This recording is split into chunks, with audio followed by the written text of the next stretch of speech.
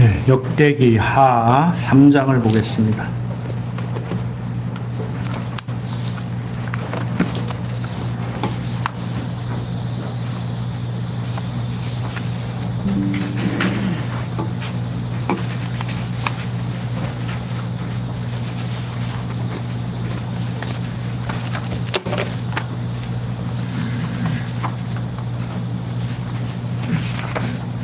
역대하 3장 1절부터 7절까지를 제가 읽습니다.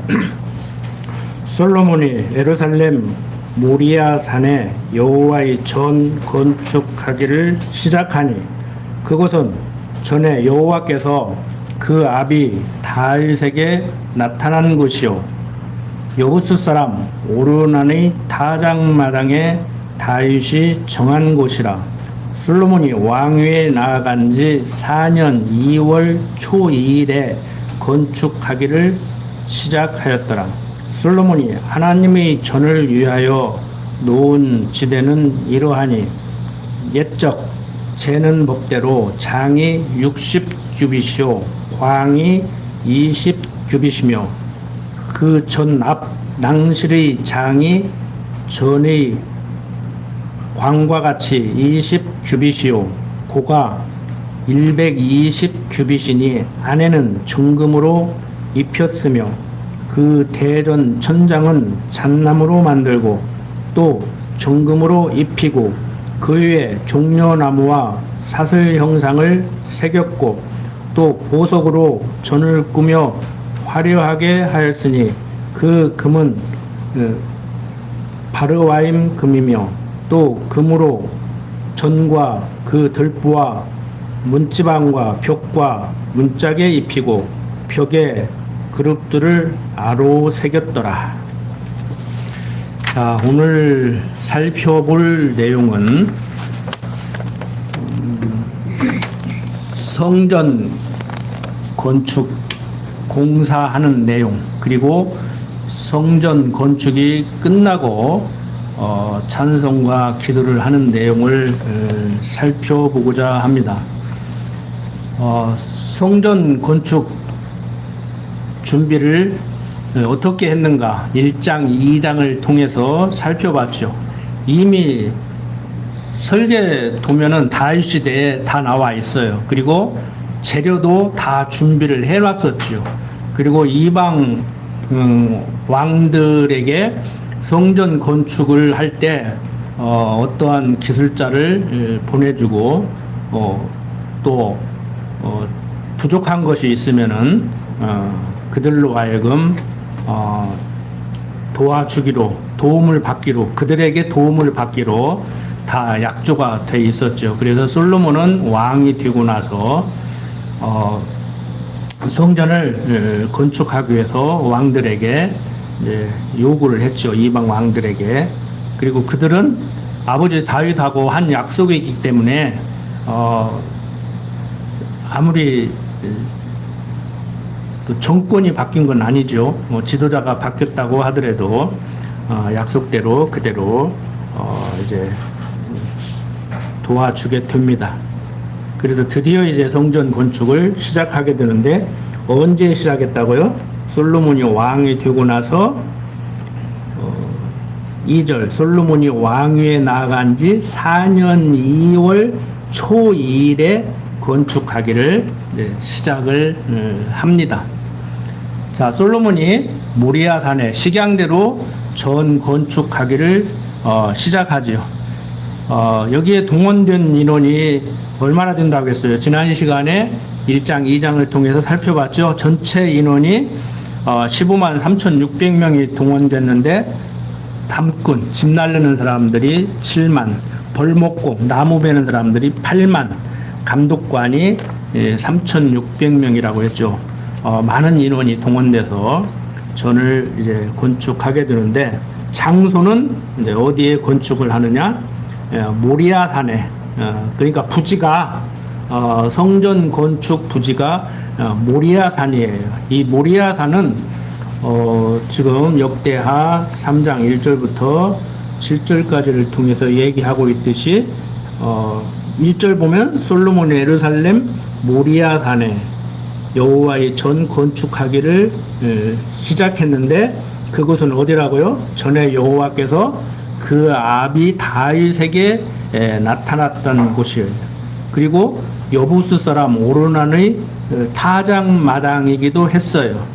그러니까 창세기에 보면은 어떤 곳이냐면은 아브라함이 이삭 바친 곳이에요. 그게 모리아 산이라고. 이삭이 도저히 인간적인 보편 상식으로는 태어날 수 없는 사람이잖아요. 아브라함에게 자식 준다고 하니까 아브라함이 뭐라고 했어요? 지금 양자들에서 키고 있는 이 다메섹 사람 엘리에셀이랑 그냥 잘 건강하게 자라게 해주시지 뭘 누구를 준단 말입니까? 그러니까 아니야, 내 몸에서 태어난다고. 그런데 부인은 나이 먹어서 애를 못 낳아, 뭘로 봐도. 그래서 하갈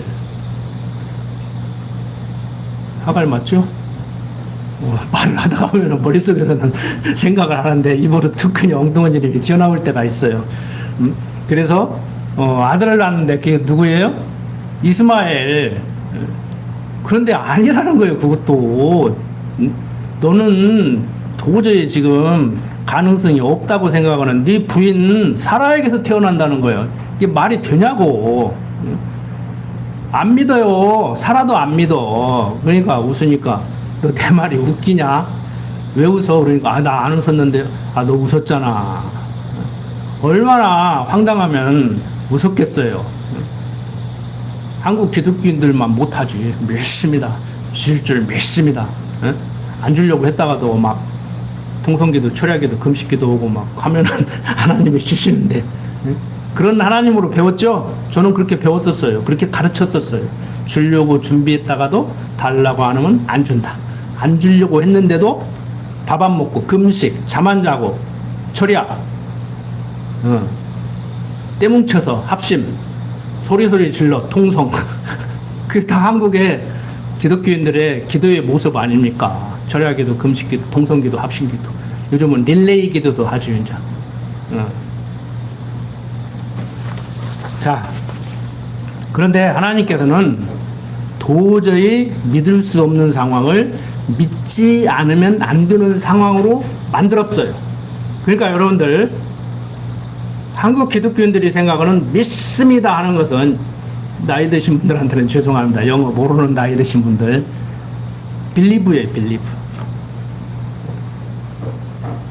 우리 집에 금송아지 있어요. 그러면 어떤 분은 금으로 만든 송아지 인형 모형이겠지. 사람이 아니니까 인형이 아니지. 엄격히 얘기해서 표현을 제가 좀 하다 보면은 불쑥불쑥 튀어나오는데 인형은 사람 모양의 모양이잖아요. 근데 어떤 사람은 뭐 있을 수도 있겠지. 안 믿어져. 어떤 사람 무슨 금으로 만드는 송아지가 있어. 송아지는 송아지지. 금으로 만든 송아지는 이제 사람 모양의 동상 정도로 생각한단 말이에요. 그러니까 기독교 신앙도 그런 식으로 생각을 자꾸 하는 거야. 그런데 그것은 인간들이 제 집에 금송아지는 저도 있을 수 없다고 생각해 지금. 그건 불가능하다고 생각을.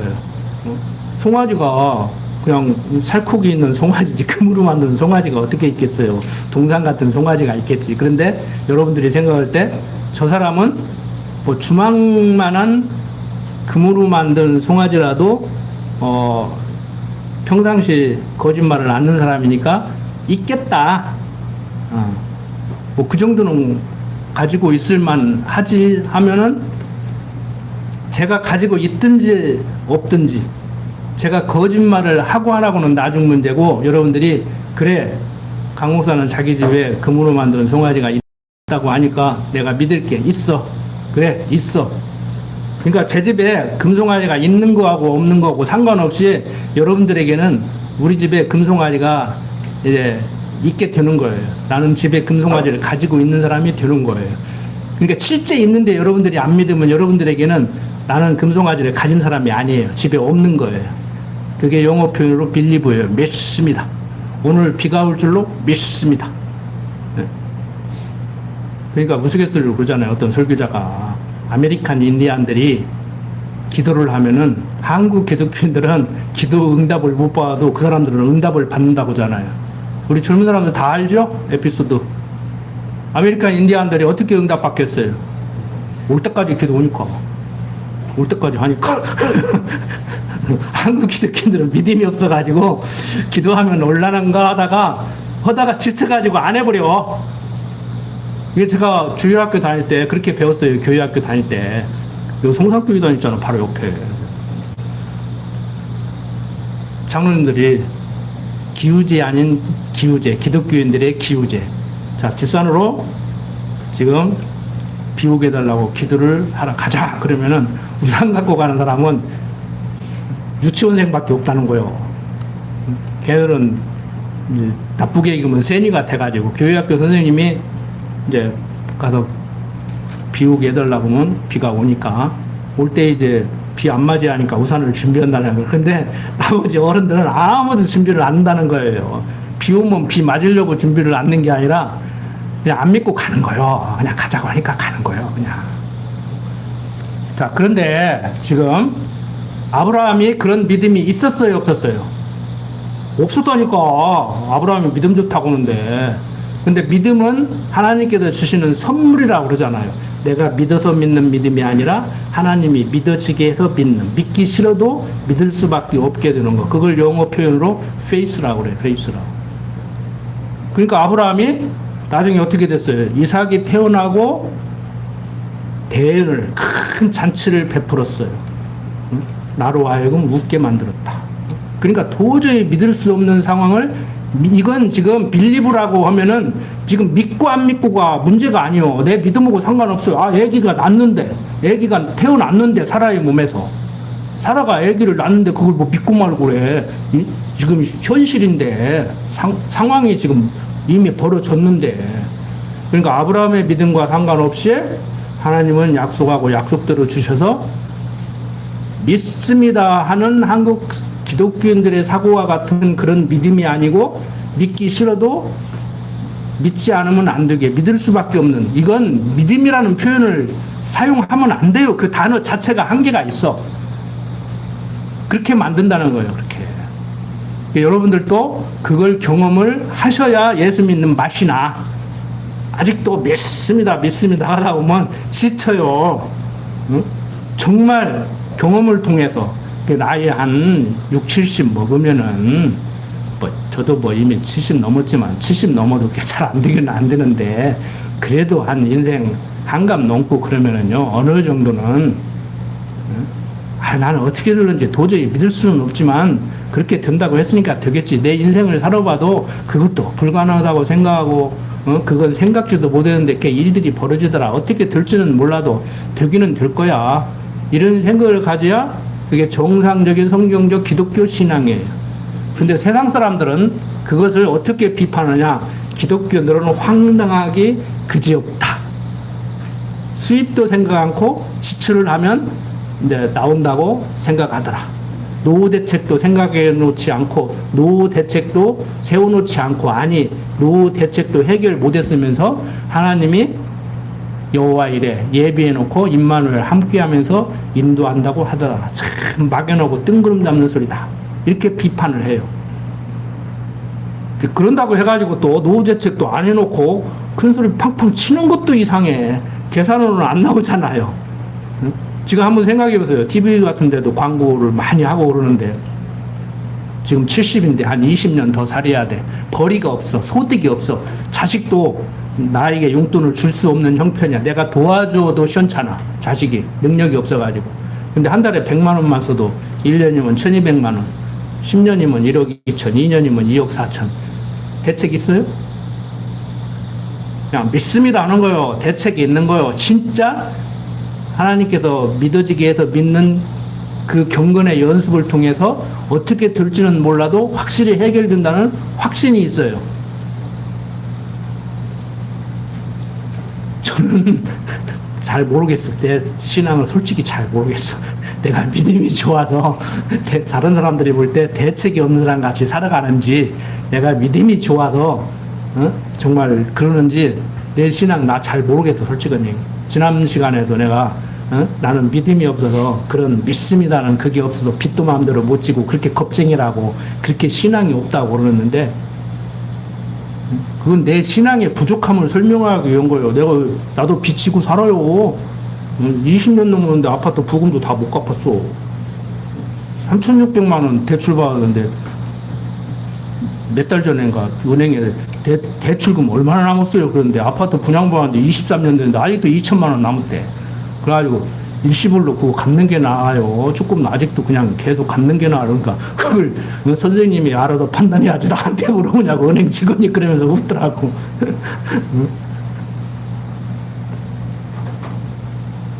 근데 뭐 지난 시간에 뭐 어떤 분하고 뭐 밥 먹으면서 얘기도 해봤지만, 저는 그래도 믿음이 없는 게 아니더라고. 나는 카드 쓰잖아요. 그 빚이요, 빚 지금 쓰고 얼마나 갚는 거요? 내 통장에 그 카드 대금 쓴 현금이 예치돼 있지 않으면 나는 부도나는 거예요. 그래도 부도가 났더라고. 나는. 통장에 돈이 피었는데 모르고 한 10달을 놨는데 은행에도 통보도 않고. 근데 보니까 아파트 부금이 10달을 못 냈더라고. 그래서 지난달 확인했더니 이자까지 쳐가지고 뭐. 여러분들 알게 모르게 우리는 빚지고 살죠. 현금만 빚지고 삽니까? 인간과 인간의 관계에서도 여러 모양으로 어떤 형태의 빚을 지고 살죠. 마음의 빚도 있죠. 그것도 다 빚이에요. 응? 어떤 사람 설교하는데 11조 얘기하는데 목사님이 제가 배웠었거든요. 뭐 소득의 11조라니까 본봉의 월급의 11조가 문제가 아니고, 치사한 사람들은 본봉의 11조입니까? 실수령액의 11조입니까? 또 그렇게 물어보는데, 내가 다 알아. 그렇게 물어보는 사람이 이유를 다 안다고. 실수령액의 11조 내면은 저금 많이 하려고 그래. 11조 조금 내려고. 근데 옆집에서 사과 알갱이 하나 얻어먹은 것도 11조를 해라. 이제 이런 식으로 저도 배웠거든요. 그래서 그렇게 했었어요, 실질적으로.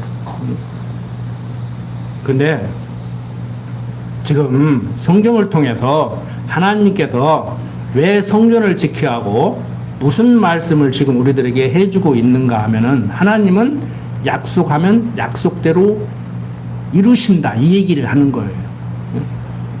너하고 나하고 계약을 하고 내가 계약을 지킬 테니까 너도 지켜라.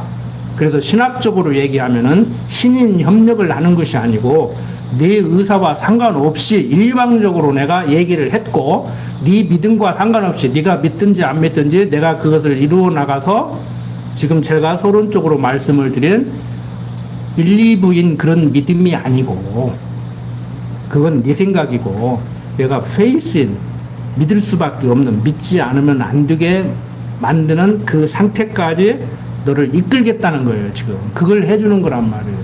거기까지 가면 여러분들 세상 사람들 말하는 대로 이제 신의 경지에 가는 거지. 그 사람이 근심 걱정이 있겠어요? 믿습니다 하는 사람은 얼마나 애달냐고. 믿습니다, 믿습니다, 우리 자식이 잘 되기를 믿습니다.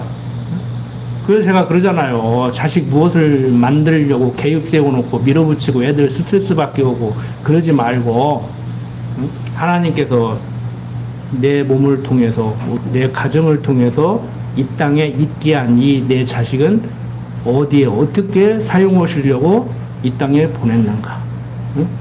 하나님이 쓰시는 도구란 말이에요. 연장이란 말이에요. 그러면은 하나님이 어떻게 쓸 건지 잘 봤다가 그걸 계속 생각하면서,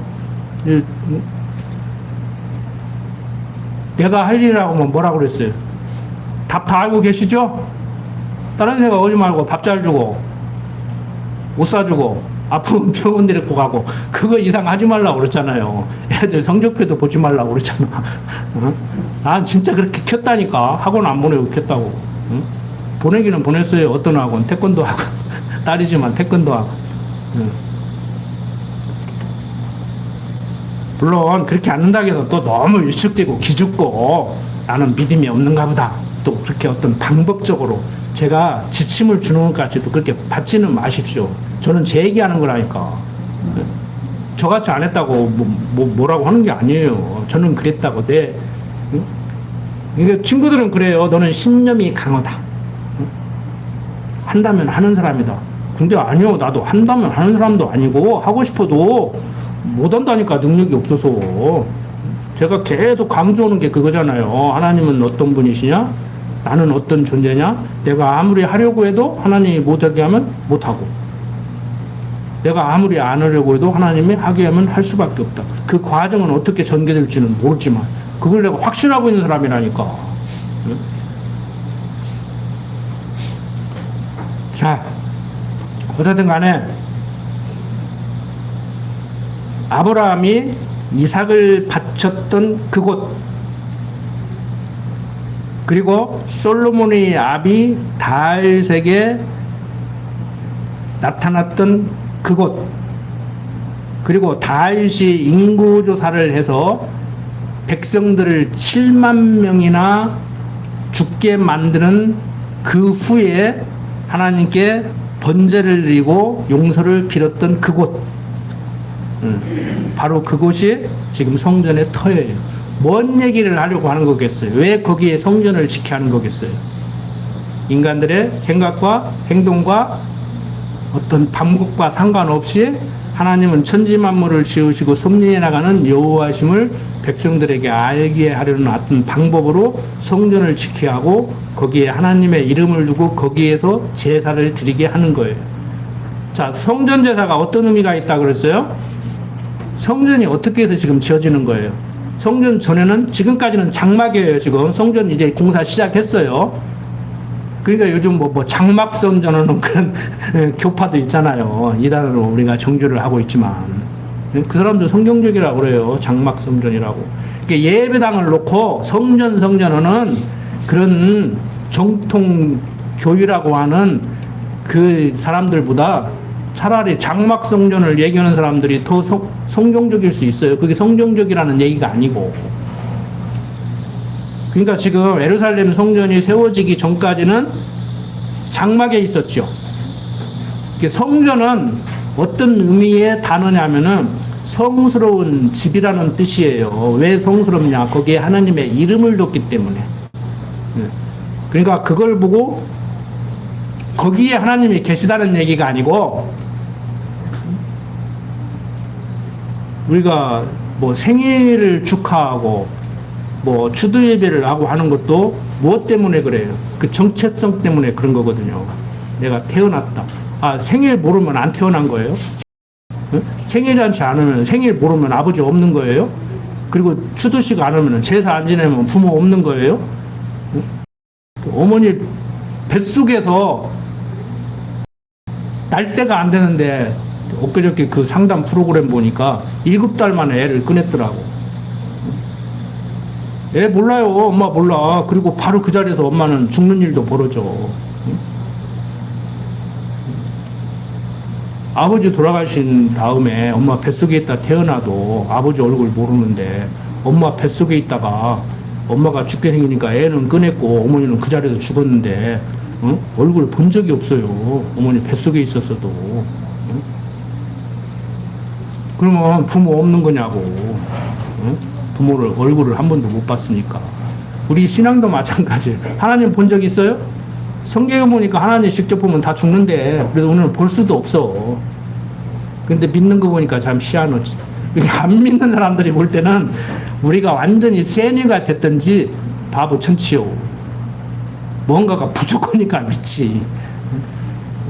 근데 내가 믿고 싶어서 믿고 안 믿고 싶어서 안 믿는 게 아니잖아. 정말 믿어집니까? 믿어져서 믿어지는 그 신앙이 있어야 돼요. 그거 없으면 다시 한번 확인해요. 오늘 날 더우니까 돌아다니지 말고 집에서 에어컨 틀어놓고 가만히 계시면서, 내가 강목사가 오늘 말한 대로 믿어져서 믿는 믿음이냐, 내가 믿습니다 해서 믿는 믿음이냐, 내일부터라도 하나님 없다 그리고 그냥 떠날 수 있는 내 존재인가 한번 생각해 보시라고. 놀랍게도 지금 정통 교단에 속해 있는 신학교 이런 데서는요, 믿음이라는 것을 어떻게 가르치냐면은 하나님이 있다고 생각하는 사람에게는 하나님이 있는 하나님이 되고, 하나님이 없다고 생각하는 사람에게는 하나님이 없는 하나님이 되는 거예요. 그러니까 존재론적으로 하나님이 실제 있냐 없냐가 중요한 게 아니야. 네? 그래서 칸트라는 그 철학자는 요청을 해요, 신을. 하나님이 있다고 해야 인간들을 착하게 살 수가 있다. 그래서 칸트는 하나님이 실제 있냐 없냐 그게 중요한 게 아니야. 사람들에게는 있어야 되는 신이요. 신이 있어야 돼. 왜? 그 신은 인과응보의 하나님인데 잘못하면 벌 주고 잘하면 상 주는 하나님이 있어야 돼. 그래서 하나님을 필요로 해요. 실제 존재하냐 존재하지 않냐는 중요하지 않아요, 칸트에게. 그래서 요청신이라고 그래요, 신학적으로. 신을 요청을 해요. 신이 있어야 되기 때문에 인간들을 착하게 살게 해요. 자, 그런데 생각을 한번 해보세요. 존재론적으로 볼 때 좀 어려운 단어인데, 존재론이 뭐냐면은 실제 있냐. 그러니까 존재론자들은 여러분들 금식 한 끼 했는데 그게 어디야? 아는 사람보다는 낫지. 하루 더 사는데 어디야? 생명을 하루 더 살게 연장할 수 있어? 그거 의사도 못해. 그런데 의미를 두는 거예요. 그러니까 사람들이 그러잖아요.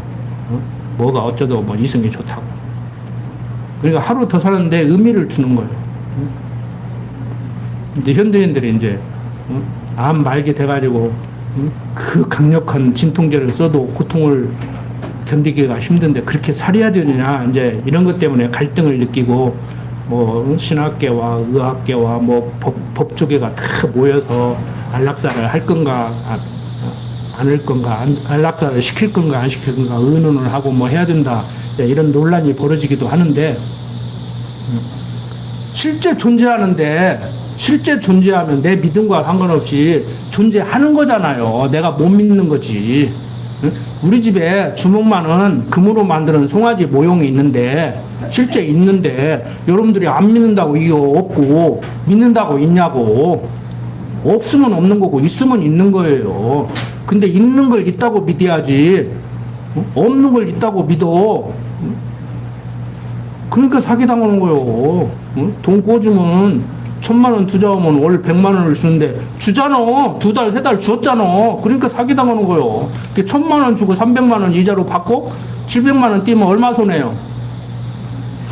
생각 좀 하고 사시라니까. 지금도 많아. 지금도 당하는 사람이. 금융 네트워크 아니오고. 내가 그런 거 보면 잘할 사람이라니까요. 나도 사기꾼 됐을 거요. 목사 안 됐으면. 속지 좀 마시라고. 속지 좀 마셔. 자, 하나님의 이름을 두는데 언제 뒀어요? 애굽에서 종살이하던 이스라엘 백성들을 모세로 하여금 데리고 나오겠는데 말을 안 듣고 그래. 그러니까 하나님께서 모세에게 장막을 지어라. 거기에 내 이름을 둬야 되겠다. 그 과정 알죠? 백성들이 그냥 그렇게 살아요. 그러니까 하나님이 화내가지고 막 죽인다고 하니까 모세가, 여기서 죽이면 약속이 다르지 않습니까? 성경에 그대로는 안 나왔지만 좀 각색을 하면, 언제 애굽에 종살이하고 있는데 나보고 데리고 나오라고 하더니, 나와서 하나님 잘못 섬기면은 죽인다고 했으니까 약속이 다르지 않습니까? 처음부터 그렇게 말씀을 하시든지. 인도해야지요. 그러니까 하나님이, 그래 내가 그렇게 약속했지, 인도를 해야겠는데 너들 계속 그럴 건데 내가 그 꼴을 어떻게 보냐. 그러니까 무슨 말씀이십니까? 데리고 나올 때 우상 섬기면 죽인다고 안 했기 때문에 약속대로 데리고 가야 되지만 또 그 꼴 보기 싫으니까 당신은 안 가겠다고요?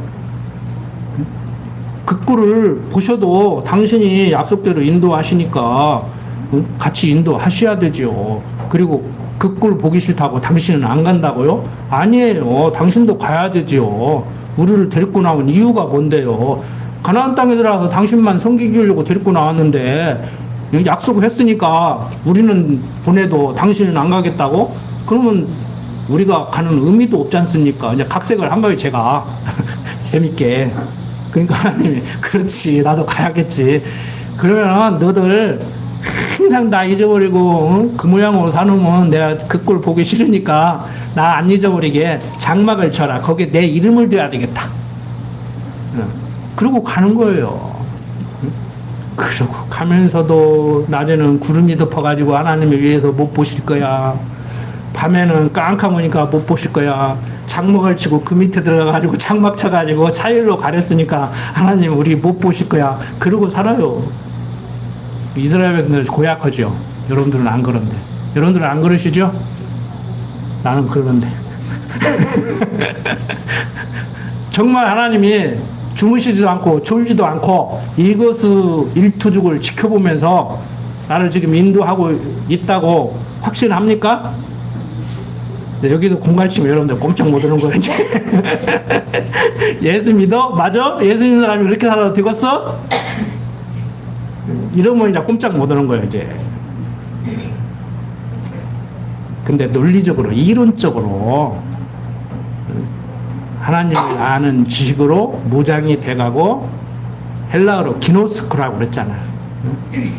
그러니까 좀 유치한 표현이라고 할까? 좀 원색적인 표현을 하면은, 나 저 여자 알아? 그러면 헬라어 기노스코라는 말은 우리가 저 사람 알아? 그러면은 길 가다가 마주쳤을 때, 아, 저거 누구구나 하고 알아보는 정도, 그걸 기노스코라고 하지 않아요. 최소한 나 저 여자 알아? 그러면은 하루 저녁 동침 정도는 해봐야 돼. 그래야 아는 거야. 그래도 모르잖아. 기노스코라는 게 그거란 말이에요. 그래서 욥이 하는 얘기가 바로 그 얘기예요.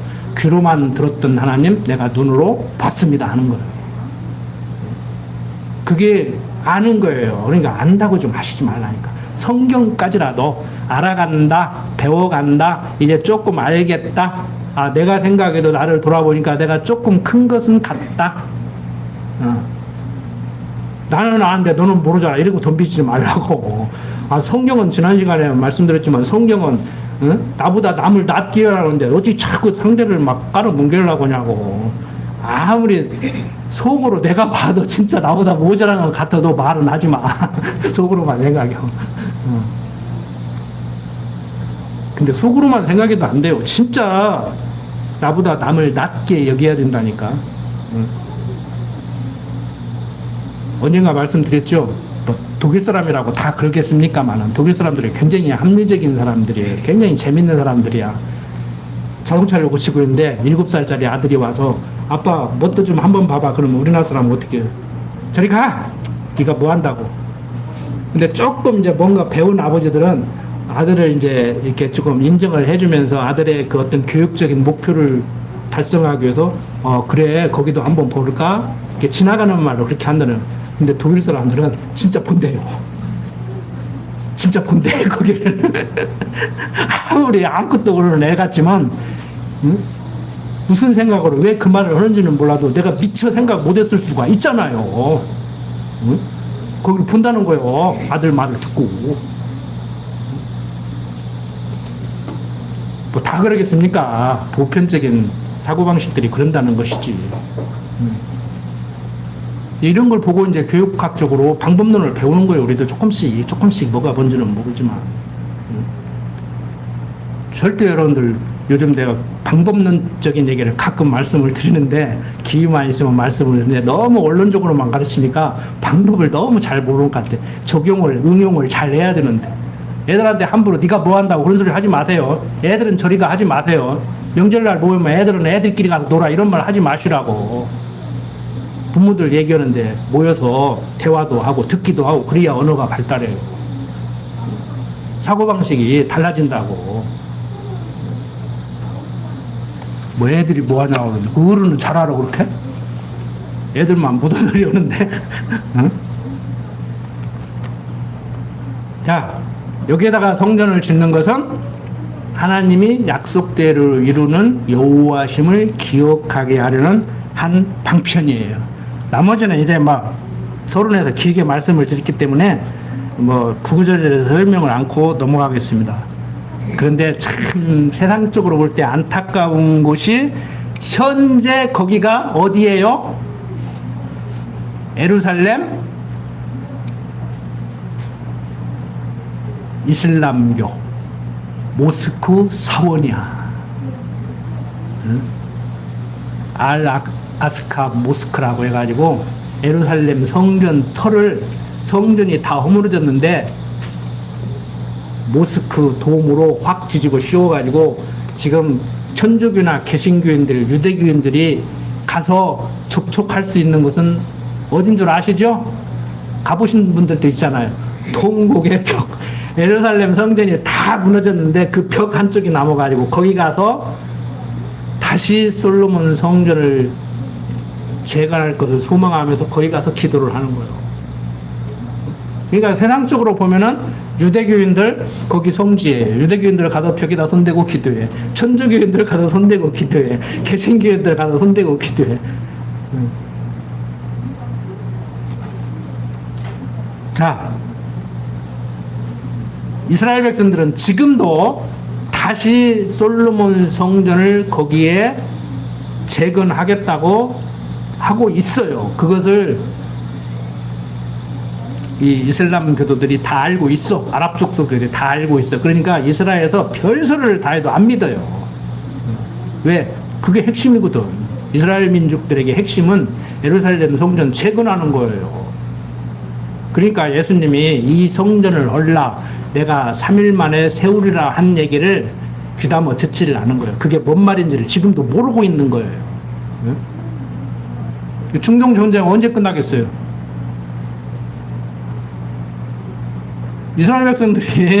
이스라엘 백성들이 예수 믿기 시작하면 이제 어느 정도 끝나겠지. 진짜 끝나려면 언제 끝나야 돼요? 요한계시록에 나오듯이 하나님이 지으신 이 천지 만물이 세상이 다 소멸돼야 돼. 없어져야 돼. 창조 사역 다 끝내고 이제 시간 세계 사역 다 끝나야 없어져. 그게 끝나겠어요? 안 끝나겠어요? 시간과 공간이 존재하고 이 지구에 인간이 사는 한 그거 안 끝난다니까? 응? 세상 역사가 끝나야 돼요. 계시록 내용이 이루어져야 끝나. 안 끝나. 그거 기대하지 말라고. 중동전쟁 안 끝나요. 응? 뭔가 뭘 알아야지. 대통령이 외교 잘 하고 있더만. 응? 미국 편들여야지. 왜 이란 편들어가지고 이란하고 뭐 친하게 지내는 듯이 오냐고 뭐. 아, 석유 사와야 되니까 석유 받아야 하잖아. 응? 자, 8절부터 9절 보면 솔로몬 왕이 전의 지성소를 식양대로 입힙니다. 이 지성소는 성소 중에서도 더 핵심이에요. 여기에 법궤를 안치해야 되는 곳인데 이 지성소는 대제사장이 대속죄 날 한 번만 들어가요. 그래서 앞에서 배웠잖아요. 율법서 내용 배웠잖아요. 대제사장이 거기에 들어가는데 백성들이 날마다 상번제, 항상 상자, 날마다 짐승을 가지고 와서 번제, 태워 드리는데 그 제사가 하나님께서 받은 제사가 돼야 대제사장이 1년에 한 번 지성소에 들어갔을 때 안 죽고 살아나올 수가 있어. 근데 대제사장이 가서 죽으면은 시체를 꺼내야 하는데 못 꺼내잖아요. 다른 사람은 들어가면 죽으니까. 그래서 발에 방울을 달고 들어가. 그리고 줄을 매고 들어가. 그래서 딸랑딸랑 소리 나면 아, 우리 백성들이 드린 제사가 하나님께 연락됐는가 보다. 제사장이 살아서 돌아다닌다. 그럼 자기 발로 걸어 나오면 괜찮고 이제 소리가 안 나면은 이제 죽었는가 보다. 우리가 제사를 잘못 드려가지고 제사장이 죽었는가 보다. 그리고 이제 줄을 당겨가지고 시체를 꺼내려고 그러고 들어가. 근데 말라기에서 보면은 제사를 제대로 드렸어요, 안 드렸어요?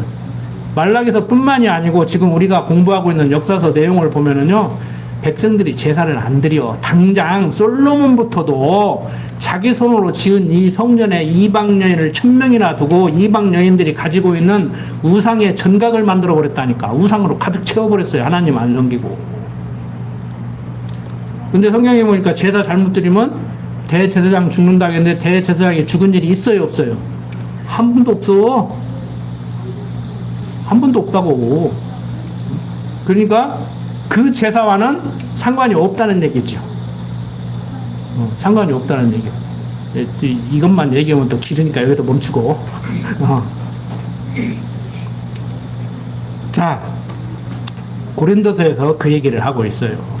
성전의 의미가 뭔가? 내가 참 성전이라는 이론적으로 성전의 제목으로서 성전이 되는 것이죠. 근데 어떤 사람들은 이제 내 마음속에 하나님을 모시고 있으니까 내가 성전이다 그러는데 그 말도 틀린 말은 아니지만, 지난번에 말씀드렸잖아요. 예수님이 무리와 같이 있을 때 너희 안에 내가 있다 그러니까 내 마음속에 예수님이 있다는 얘기가 아니고 너희 무리 중에, 그룹 중에 섞여 있는 사람 중에 나도 있다. 내가 참 성전이다. 성전의 주인이다. 내가 그리스도다. 그 얘기를 하고 있는 거라고 그랬잖아요. 너희 마음속에 내가 있다는 얘기가 아니고.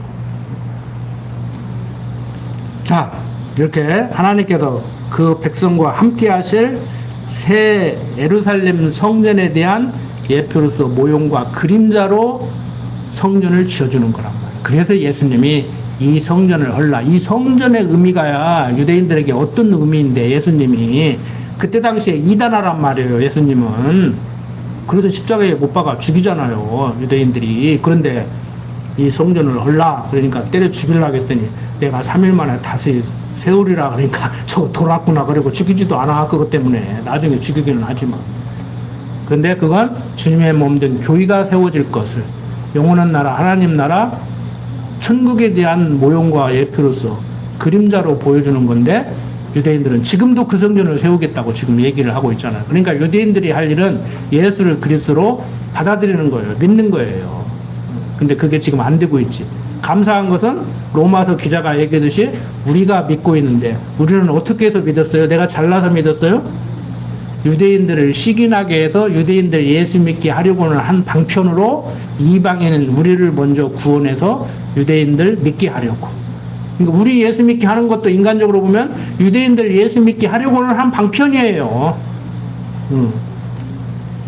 그래서 감사한 거예요, 우리가. 이제 기독교에 대해서 잘 이해를 못하니까, 성경을 모르니까 이상한 소리들을 하는데, 믿고 안 믿고는 나중 문제고 성경이 뭘 얘기하는지 하나님은 어떤 분인지 하나님이 왜 그렇게 섭리하는지는 정확히 얘기를 해줘야지요.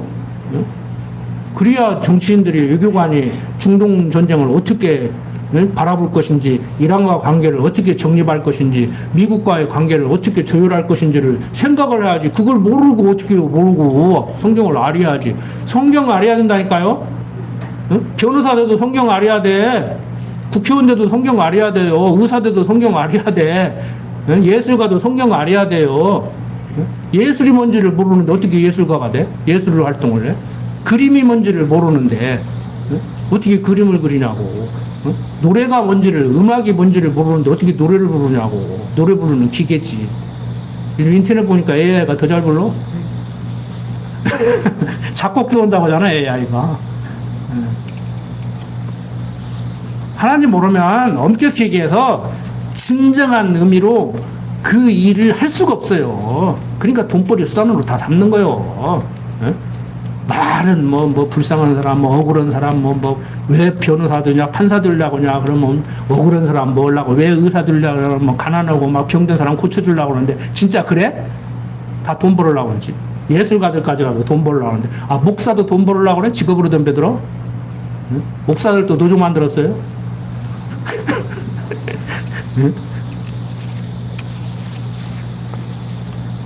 교회가 어려워가지고 목사 사례비 아니니까, 전도사 사례비 아니니까 노동청이 고발 오는데 왜 월급 떼먹냐고. 우리는 바보요. 농가제 가면서 복귀하고.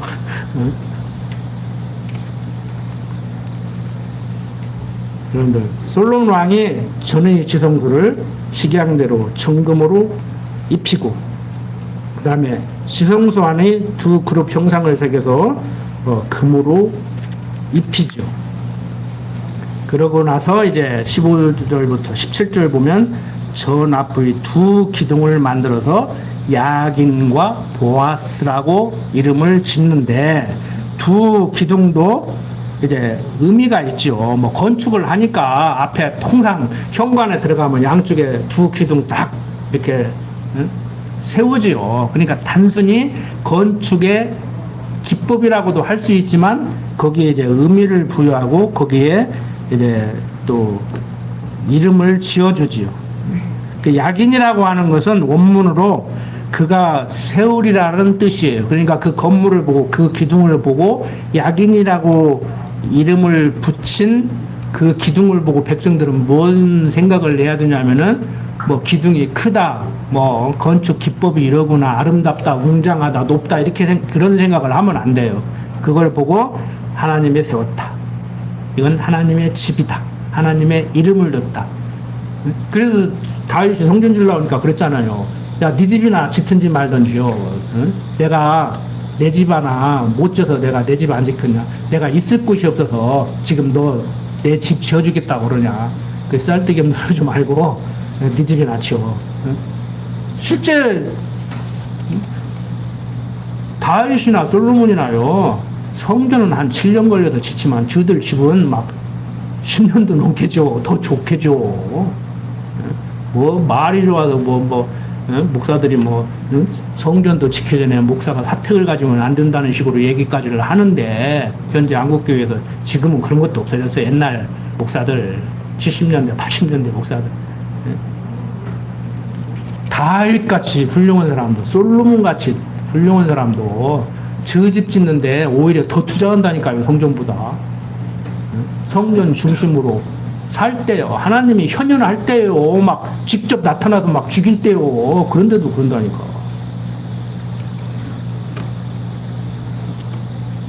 자, 야기는 그가 세우시라는 뜻이고, 보아스는 뭐 사람 이름으로도 많이 쓰잖아요. 보아스. 예. 뭐 못못의 힘으로. 그러니까 두 기둥을 바라볼 때 하나님의 힘으로, 여호와의 힘으로. 우리는 집을 바라볼 때 뭐예요? 뭐 집뿐만이겠습니까? 만사 만물을 바라볼 때, 세상을 바라볼 때, 일어나는 일련의 사건이나 뭐 상황을 볼 때, 사물을 바라볼 때 뭔 생각을 해야 돼요? 우리는 하나님께서 그냥 상토적으로 주여 불러놓고 딴소리 하시지 말고 말만 주여 해놓고 막 나머지 가운데 토막은 다 자기 필요한 거 요구해. 주여라는 말이 무슨 뜻인지는 알고 그러시는지 모르겠어요. 여러분들은 아시죠? 이제 주여, 주인님, 주여, 주여라는 말 한마디에 뭘 달라고 하면 안 되는 말이에요. 주여는 당신이 세상을 지어놓고 당신 마음대로 섭리하는 주인이십니다. 나는 종입니다. 하라면 하라는 대로 할게요. 명령만 내리십시오. 그래서 예, 아니오만 있을 뿐이라고 성경은 얘기하잖아요. 속된 말로 군대 나갈 때 그래요. 까라면 까. 전봇대로 이빨 쑤시라면 쑤시고 마음속으로 덩어리 긁으라면 긁어. 왜 말이 많아? 아, 하나님을 되는데 군대 선임만 또 못하게 돼. 내가 가만히 보면은. 아무리 부타가 없어져도 군대 가서 그렇게 군대 생활하면 안 돼요. 그냥 고참이 장교가 하라고 말하는 대로 따라야 돼. 안 따르고 어떻게 전쟁을 해? 에?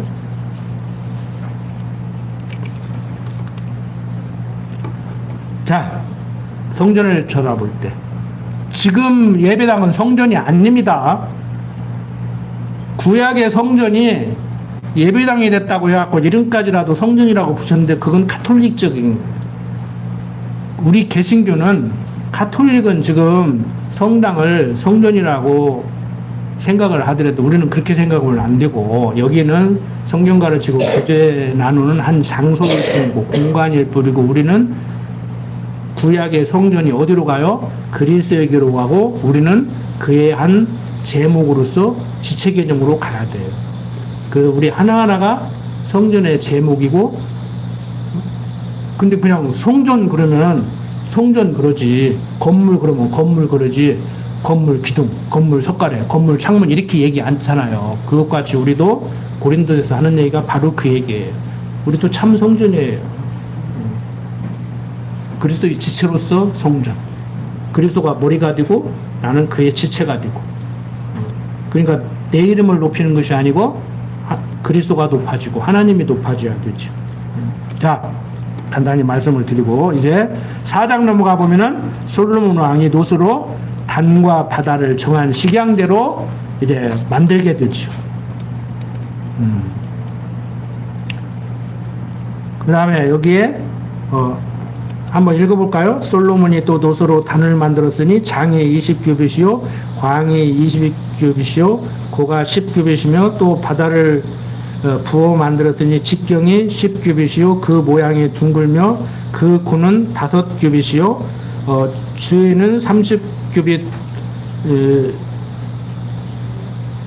줄을 두를 만하여 그 가장자리 아래에는 돌아가며 소 형상이 있는데 매 규빗에 소가 10씩 있어서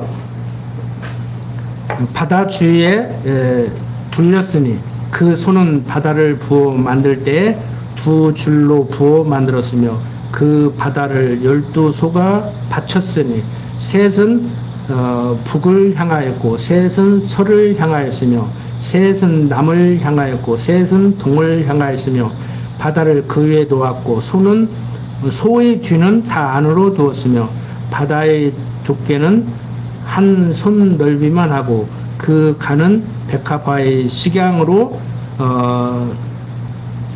잔가와 같이 만들었으니 그 바다에는 3,000밭을 담겠으며 또 물두멍 열을 만들어 5은 우편에 두고 5은 좌편에 두어 씻게 하였으며 그 바다는 제사장들이 씻기를 위한 것이더라. 그러니까 여기서 바다는 지금 뭐 서해바다 동해바다가 아니고 큰 대야 생각하면 돼요. 그러니까 목욕통, 옛날에 우리 부엌에서 불 때도 물 대가지고 목욕시킬 때 큰 통, 그렇게 생각하시면 돼요. 큰 그릇을 물에 담아 큰 그릇에 물을 담아서 성전 뜰에 두어서 성전에서 봉사하는 자들의 몸을 씻게 했는데 직경이 한 4.5m 된다고 그래요. 뭐 이 규빗으로 나오니까 잘 감이 안 오잖아요. 그런데 그러니까 직경이 한 4.5m 정도 되는 큰 대형 물통 이렇게 생각하시면 됩니다. 좀 김장할 때 쓰는 물통 같이. 자, 그 다음에 이제 이 소는 주인에게 순종하는 희생의 제물을 상징한다고 보면 되겠죠. 그러니까 예수 그리스도의 순종, 십자가에 기꺼이 죽으시는 그의 모습을 지금 말하고 있다고 보면 됩니다. 넘어갑니다. 그 다음에 이제 4장 7절부터 10절 보면은 솔로몬이 유수 안에 두는 성구들과 뜰과 뜰문을 만들고, 그 다음에 이제 11절부터 18절 보면 후람이 솔과 부삽과 대접 등의 기구를 식양대로 만들죠. 그러니까 성전을 짓고 그 안에 뭐 필요한 제단이라든지 그 다음에 제사 지낼 때 쓰는 기구, 제사장들이 뭐 성전에서 수종 드는 자들이 이제 제사를 지내고 나서 손 씻는, 이게 말이 제사지 그거 완전 도살장이에요. 도살장. 소 잡고 양 잡아가지고 피 뿌리고 막 고기 태우고 막 그런다고. 그러니까 손도 씻고 목도 하고 해야겠죠. 그래서 그런 것을 이제 비치를 해두는 거예요. 그리고 이제 19절부터 22절 보면은 솔로몬이 진설병 상과 정금 등대 등의 기구들을 이렇게 이제 다 만들죠. 그러고 나서 이제 5장, 6장 넘어가 보면은 찬송과 기도를 합니다. 5장 1절부터 10절 보면 솔로몬이 성구들은 곳간에 두고 언약궤는 지성소에 두지요. 이게 성구들은 제사 지낼 때만 필요하니까 뭐 365일 24시간 계속 하는 건 아니니까요. 그냥 제사 드리는 시간에 이제 이제 영업 시간이라고 할까? 제사장들 근무 시간이 있단 말이에요. 아침에 해 뜨면 이제 뭐 9시부터 시작을 해서 뭐 오후 5시에 끝난다든지 이렇게 하면은 성구를 꺼내서 제사 드리고 나머지 이제 기구 다 씻어서 보관을 하고 자신들 이제 목욕하고 이렇게 이제 하루 일과를 끝내게 되지요. 그래서 언약궤는 지성소에 항상 놓아둬야 되니까 지성소에 언약궤는 계속 놓아두는 것이고, 거기는 대제사장만 1년에 한 번 들어갈 수 있으니까 나머지 성구들은 이제 곳간에 뒀다가 꺼내서 이제 필요할 때 쓰고 이제 이렇게 하는 거죠, 이제. 그 다음에 이제 5장 11절부터 6장 2절 보면은 노래하는 레위 사람들이 여호와를 찬송하면서 감사를 드리게 됩니다.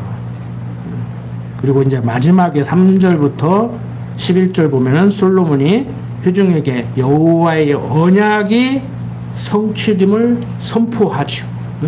그러니까 여기 주보에도 찬송과 기도라고 이렇게 얘기를 하고 있는데, 찬송은 뭐예요? 하나님은 여호와십니다. 기도는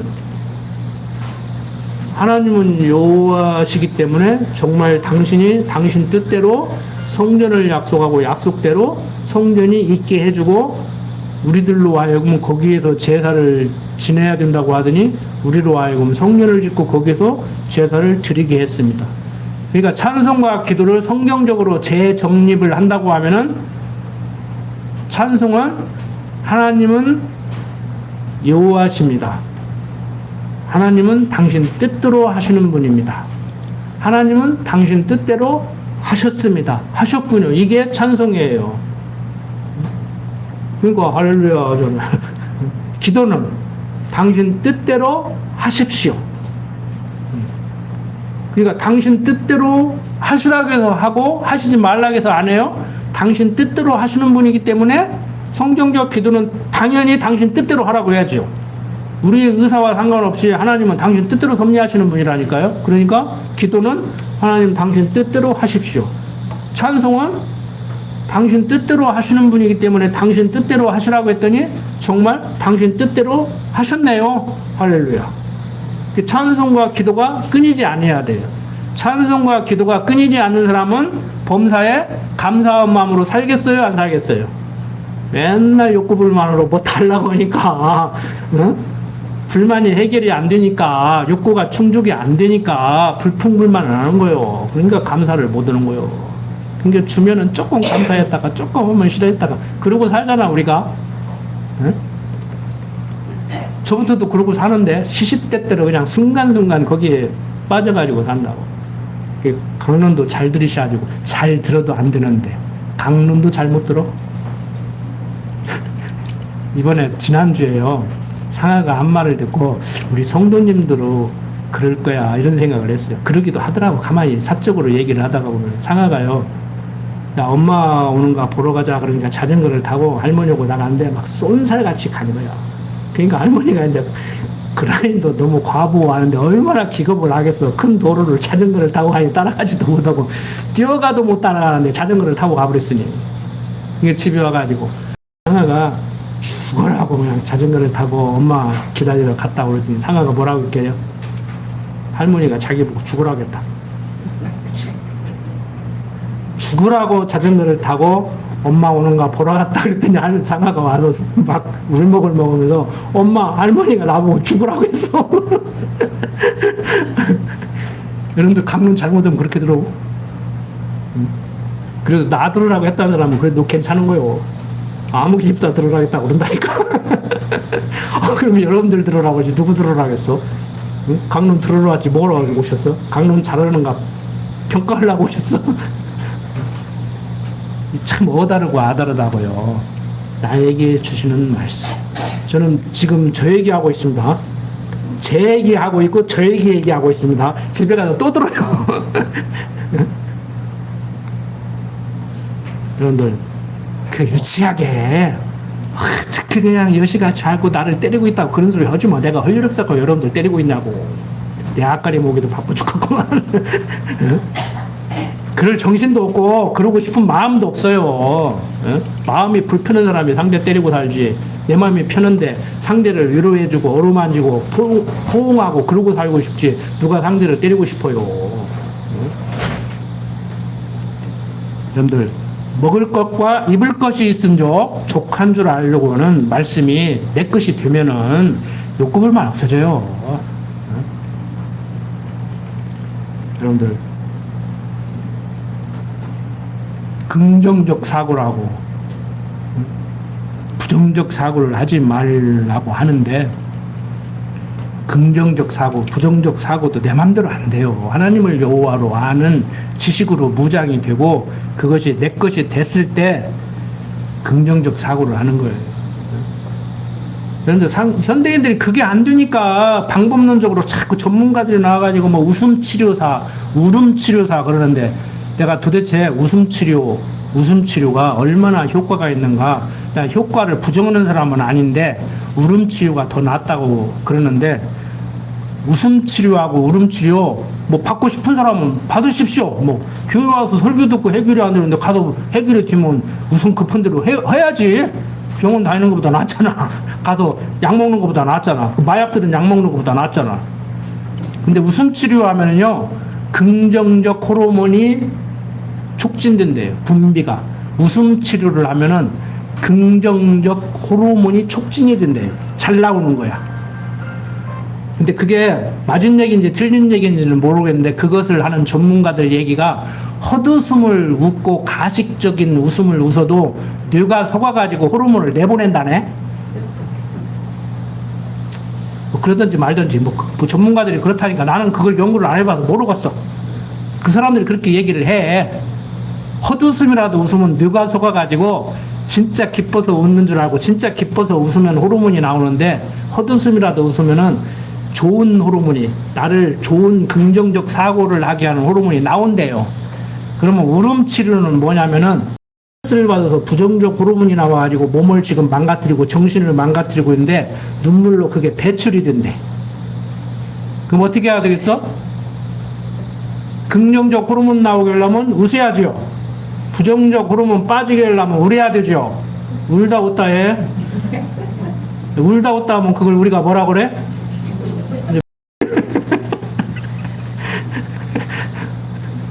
좀 깊이 좀 생각하시라고. 일반 학문도 공부하시라고. 너무 무시하지 말고 일리가 있다니까. 근데 나는 가만히 생각해 보니까 웃음 치료만 해도 안 되잖아. 긍정적 호르몬이 나오게 하고 부정적 호르몬이 나는 없어 빼내야 하잖아. 그러면 울다 웃다 하면 이제 그걸 미쳤다고 그런다니까, 세상 사람들은. 맑은 정신으로 살기 힘들어요. 확 세상 말로 확 돌아버리든지 해야지. 하나님 모르고 맑은 정신으로 살기 힘들다고. 제가 드리고 싶은 말씀은 웃음 치료, 울음 치료가 문제가 아니에요. 하나님 알고 살자고. 이거 대단한 거예요, 여러분들. 우습게 생각하지 마시라고. 그냥 매일 와서 듣다가 보니까 그러니 하고 생각하시지 말라고. 세상 공부 많이 한 일반 학자들하고 가서 세미나 하면요, 어안이 벙벙해요. 어안을 벙벙해요. 와, 저렇게 말하는 사람도 있고, 그거 무엇에 근거해서 당신 그렇게 말하는 거야? 그 얘기를 한다니까요. 그래서 요즘 학문도요, 종합학문, 통합학문. 옛날에는 뭐 전공한 사람들끼리 모여서 세미나를 했는데 요즘은 안 그래요. 각 분야 모여가지고 너는 지금 뭐 무엇에 대해서 얘기하는데 네 분야에서 얘기를 해봐라. 네 분야에서 얘기를 해봐라. 서로 보완하고 도와주고 그렇게 공부를 해요. 그게 학문의 통합화예요. 메타학문이라고 그래요, 영어로. 같이 해야 돼, 같이. 병원 가도 협진하잖아요. 의사 면허증 따면 의사가 다 해야 돼. 근데 의사 면허증 따가지고 애도 못 받는데요. 근데 전문화 돼가는 건 좋은데 우리는 정말 멋있는 의사가 되고, 멋있는 과학자가 되고, 멋있는 예술가가 되고, 멋있는 기술자가 되고. 우리 신앙생활이 그냥 종교생활 따로 있고, 경제활동 따로 있고, 교육활동 따로 있는 게 아니라고 했잖아요. 기독교 성경적 가치관에 의한 자녀교육, 기독교 성경적 가치관에 의한 부부생활, 기독교 성경적 가치관에 의한 직장생활. 그게 다 스며들어가야 돼요. 근데 지금 다 분리되어 있잖아요. 종교생활은 일요일날 예배 시간에, 수요일날 저녁에 예배당 나오는 걸로 끝. 바깥에 나가면 절에 다니는 사람인지 교회 다니는 사람인지 뭐 하나님을 믿는 사람인지 안 믿는 사람인지 구별이 안 되게. 좀 멋있게 삽시다. 좀 뭐 해결됐어요? 날도 뜨거운데 뭔가 얻어가는 게 있어야 되지. 여러분, 다른 거 없습니다. 하나님을 여호와로 알고 살면은 만사가 해결된다. 정말 범사에 감사할 수 있고, 항상 찬송하는 생활이 가능하고, 항상 기도하는 생활이 가능하죠. 하나님을 알아야 제대로 된 성경적 기도를 할 수 있고, 하나님을 알아야 하나님을 찬양할 수 있고, 하나님을 알아야 범사에 감사한 마음이 오는 거 아닙니까? 믿음 없다고 어쩌라는 게 아니에요. 어떻다는 게 아니에요. 지금 감사하지 못하고 뭐 어쩌다는 게 너무 오그라드시지 말고, 내가 오늘 왜 감사를 못하지? 내가 오늘 밥을 굶었나? 옷을 못 입었나? 나 오늘 아침 먹었잖아. 점심 먹을 수 있잖아. 저녁도 먹을 수 있잖아. 최소한 한 1년은 굶어 죽지는 않잖아. 나 옷 있잖아. 입는 것도 넘치잖아. 아프면 병원 갈 수 있잖아. 그리고 아프면 죽기밖에 더 하겠냐고. 어차피 죽어. 응? 어떤 사람은 땡겨가잖아요. 그렇게 가지 말라고 해도 땡겨가는 사람이 있어, 지 스스로가. 그런 짓은 하면 안 되지. 그것도 아무나 못 하는 거예요. 하나님이 딱 붙들고 있기 때문에 안 되는 거예요. 응? 여러분들, 먹을 것과 입을 것이 있은 즉 족한 줄 알고 삽시다. 더워서 정말 이러다가 밭에서 불 뽑다가 쓰러져 죽는 사람도 있지만 죽을 때 죽을 망정, 더워서 열사병 걸려서 죽을 때 죽을 망정, 여러분 즐기시자고요. 기도드립시다. 아버지 하나님, 세상 살아가면서 육신이 연약하기 때문에 혼란스러운 세상 속에서 살기 때문에 우리의 중심이 흔들릴 때가 있습니다. 지식적으로 배운 하나님, 삶 속에서 기억하지 못하고 살아갈 때가 더 많습니다. 그때마다 말씀 생각나게 하셔서 어떤 어려움이 처한다고 하더라도, 상황이 악화된다고 하더라도 마음의 평강 잃지 않고 살아갈 수 있도록 하여 주시옵소서. 기독교인에게 절망은 부질없는 생각이라는 것을 항상 하며 살아가게 하여 주시옵소서. 영원한 나라, 하나님 나라의 소망을 두고 아무리 고달픈 인생이지만 이 세상에서의 삶도 즐길 줄 아는 그러한 지혜자로 살아가게 하여 주시옵소서. 부족한 종 예수님 이름으로 기도드립니다.